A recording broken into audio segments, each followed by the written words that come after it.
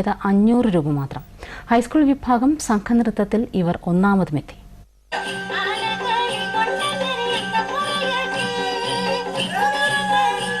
വർഷങ്ങളുടെ സാധനയിലൂടെ പഠിച്ചെടുത്ത ചുവടുകളല്ല ഇവരുടേത്.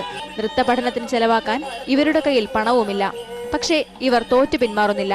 ഞങ്ങൾ സാമ്പത്തികമായിട്ട് കുറെ പിന്നാണ്. അപ്പോൾ ഞങ്ങളുടെ കുട്ടികൾക്ക് സ്വപ്നം കാണാൻ കഴിയാത്തൊരു പരിപാടിയാണ്. അപ്പോൾ എന്നാലും ഞങ്ങളുടെ കുട്ടികളെ കളിക്കേണ്ടത്. ഡാൻസ് പഠിക്കണം എന്നുള്ള താല്പര്യം ഉണ്ടായതുകൊണ്ട് ഇങ്ങനെ ഓരോ നൃത്തത്താൽ അങ്ങനെ പോവാണ്. സാമ്പത്തികമായിട്ട് ഒന്നുമില്ല.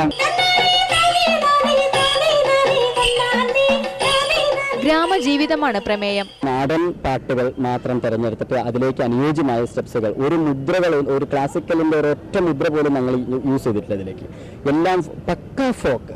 നിറങ്ങളുടെയും പകിട്ടിന്റെയും മേളത്തിന് നടുവിൽ അവതരണത്തിലും പ്രമേയത്തിലും ഒരുപോലെ വ്യത്യസ്തരാവുകയാണ് ഇവർ. ഇത് കലയുടെ ഉത്സവമാണ്. ഇവിടെ പണമല്ല, പ്രതിഭയാണ് പ്രധാനം. പ്രതിഭയുള്ളവർക്ക് കടന്നു വരാൻ പണം ഒരിക്കലും തടസ്സമാകരുത്. അങ്ങനെ ആകില്ലെന്ന് തെളിയിക്കുകയാണ് മലപ്പുറത്ത് നിന്നെത്തിയ ഈ സംഘം.